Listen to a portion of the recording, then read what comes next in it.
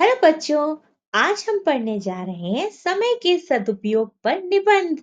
तो कैसे इसकी रूपरेखा होती है और हमें किस तरह इसका महत्व जानते हैं, तो समझिए। तो पहली रूपरेखा में आएगा प्रस्तावना।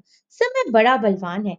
समय किसी की प्रतीक्षा में खड़ा नहीं रहता। किसी ने ठीक ही कहा है, समय तथा लहरें किसी की प्रतीक्षा नहीं करती। गया हुआ धन फिर से प्राप्त किया जा सकता है, परंतु गया हुआ समय वापस नहीं आ सकता। जो व्यक्ति समय की कद्र नहीं करता है ना, समय उसकी भी कद्र नहीं करता। समय ने बड़े बड़ों को मिट्टी में मिला दिया है। अतः समय के महत्व को पहचानना अनिवार्य है। अब जितने भी सफल व्यक्ति हुए हैं, उन्होंने समय का क्या किया है? सही सदुपयोग किया। समय का सदुपयोग करने वालों के पास कभी भी समय की कमी नहीं होती। समझ रहे हो आप इस वाक्यों को, इन शब्दों को? तो आगे देखिए कि किसी कवि ने सत्य कहा है। कवि ने क्या कहा है? ध्यान से सुनिए और समझिएगा। काल करे सो आज करे सो अब, पल में प्रलय होएगी, बहुरी करेगा कब। इसका अर्थ होता है कि जो काम हमें कल करना है, उसे हम आज कर लें। जो आज करना है, उसे हम अभी कर लें, क्योंकि पता नहीं कब क्या हो जाए और हमें समय ना मिले। इसीलिए अपने कभी भी काम को टालना नहीं चाहिए। दूसरा पॉइंट देखिए, समय के साथ चलने के लाभ। जब हम समय के साथ चलते हैं तो हमें क्या-क्या लाभ प्राप्त होते हैं?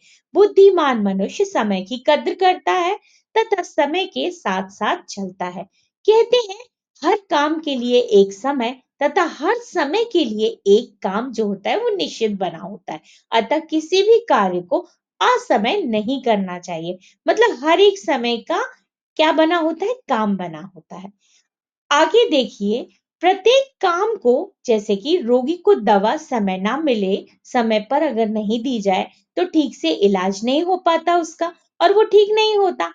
अब जिन लोगों के काम करने का कोई समय निश्चित ही नहीं होता, चाहे खाने का हो, चाहे सोने का हो, जागने का हो, पढ़ने का, खेल कूदने, किसी भी चीज का, उन्हें जीवन में सफलता नहीं मिलती, क्योंकि वो समय का सही प्रयोग करते ही नहीं है। तो आगे देखिए, जो व्यक्ति समय तालिका बनाकर अपना कार्य करते हैं, मतलब एक पूरी टाइम टेबल तैयार कर लिया जाता है जिनका, कि वे ना तो कभी खाली बैठते हैं और ना ही ये कहते हैं कि उनके पास तो समय की कमी है, यानी अमुक कार्य नहीं कर पाए। जो भी मेन काम या मुख्य कार्य थे, वो नहीं कर पाए। किस वजह से? क्योंकि उनको तो टाइम ही नहीं मिला। तो ये वो लोग बहाना ऐसा कभी नहीं बनाते, जो लोग टाइम टेबल के अकॉर्डिंग अपना कार्य करते हैं। तो समय के साथ चलने के लाभ आपने देखे। अब एक कवि ने आजकल का जो नवयुग है उस पर व्यंग कसते हुए कहा है कि आज करे सो कल करे सो परसों, ऐसे जल्दी कौन पड़ी है, अभी जीना है बरसों। कई लोग ऐसे होते हैं, अरे आज क्या कर रहा है, कल कर लेंगे, कल नहीं तो परसों कर लेंगे। क्या करना है अभी से करके, पूरी जिंदगी पड़ी हुई है, कभी ना कभी तो हो ही जाएगा। तो कई लोगों जो ऐसे होते हैं, समय पर ध्यान नहीं देते, उन लोगों के लिए कवि ने ये व्यंग्य किया है। अब देखिए, समय के सदुपयोग के साथ हमें किस प्रकार सफलता मिलती है। हमें अपने समय का विभाजन सोच समझकर करना चाहिए। जैसे हमें पढ़ने लिखने, व्यायाम करना है, मनोरंजन है, खेल कूद है, सबके लिए पर्याप्त समय मिल सके। अब जितनी भी देश हैं जो आज विकास के शिखर पर बैठे हुए, उनकी सफलता का रहस्य क्या है? यही उनका समय नियोजन है। आप सब कुछ करिए, खेलिए, कूदिए, खाइए, पिए, पढ़िए, बट समय के तालिका बनाकर।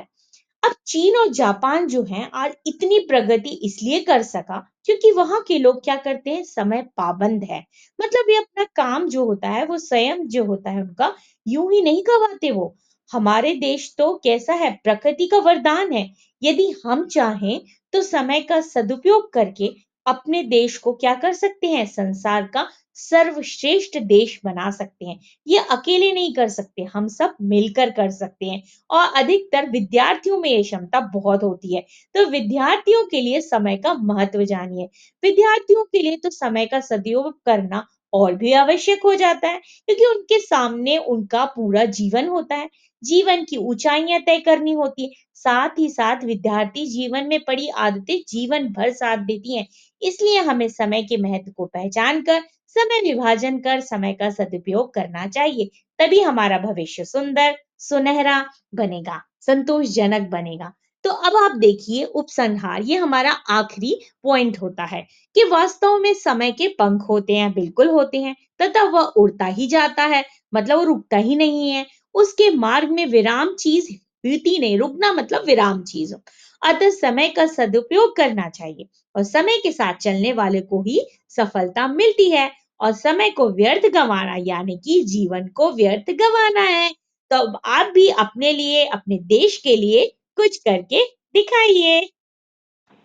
बच्चों, अगर आप सभी को ये निबंध अच्छा लगा हो तो प्लीज लाइक करें, शेयर करें और अगर आप इस चैनल पर नए हैं तो प्लीज सब्सक्राइब करें। चलिए बच्चों, फिर मिलते हैं। Bye bye.